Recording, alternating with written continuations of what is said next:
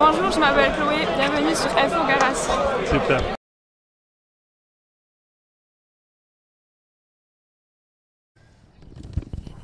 Bonjour à tous nos auditeurs et auditrices qui nous écoutent sur infogarassi.fr.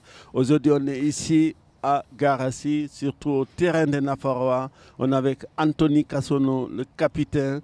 Anthony Kassono, on le présente depuis dans le rock ici. Il est redoutable. Tous les joueurs en face, ils connaissent qui est Anthony Kassono. Anthony Kassono, Egunon. Egunon. Bonjour. Bonjour. J'aimerais d'abord, parce qu'il y a un événement, je ne sais pas si vous voulez provoquer les gens, je vois que vous avez un maillot spécial, mais on va revenir sur ce maillot. J'aimerais que vous nous dites vraiment depuis quand vous avez commencé à jouer au rugby ici à Nafaroa et quel âge vous avez et quel poste vous jouez. J'ai commencé au rugby à Nafaroa à 19 ans et voilà, aujourd'hui j'ai 29 ans et je joue au deuxième ligne. Et là, la saison dernière, vous avez fait une superbe saison. À un moment donné, vous n'étiez pas là. On sentit dans l'équipe, au niveau du rock, vraiment, il manquait quelque chose.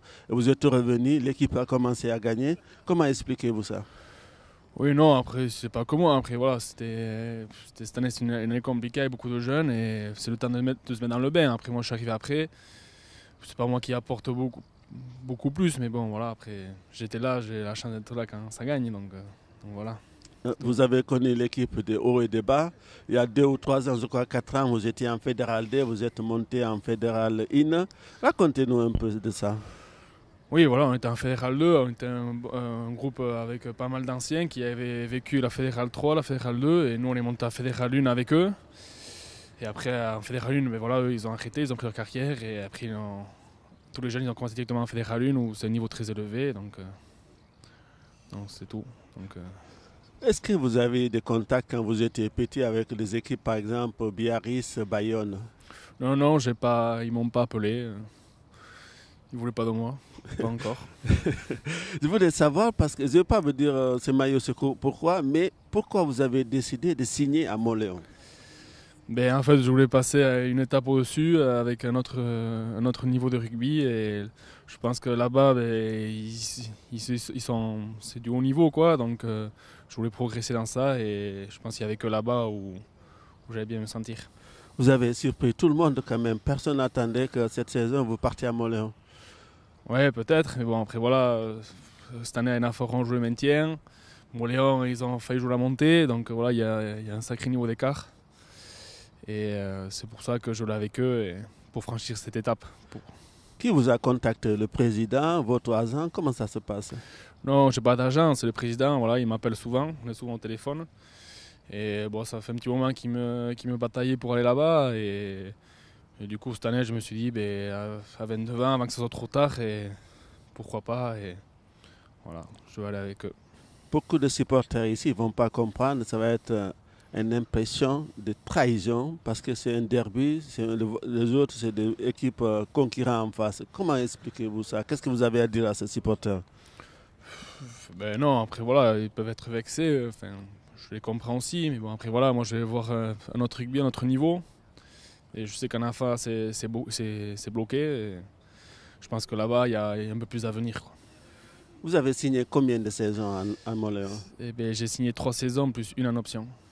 Est-ce que parce que c'est mieux payé que Nafaroa? Oui, beaucoup mieux. C'est que l'année prochaine, il y aura un derby parce que vous êtes même poule. Est-ce qu'à la fin, vous allez serrer la main aux joueurs de Nafaroa ou vous dites non, moi j'ai tourné la page?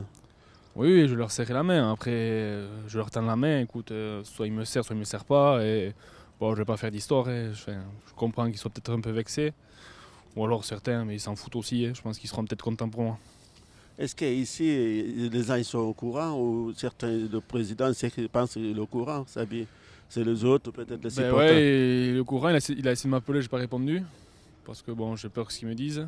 Mais bon, écoute, je pense qu'il va comprendre aussi. C'est mon choix à moi et c'est pas par rapport au club, c'est que mon choix à moi. Est-ce que vous n'avez pas peur de vous faire siffler pendant le match, tout le match, que vous déstabilisez?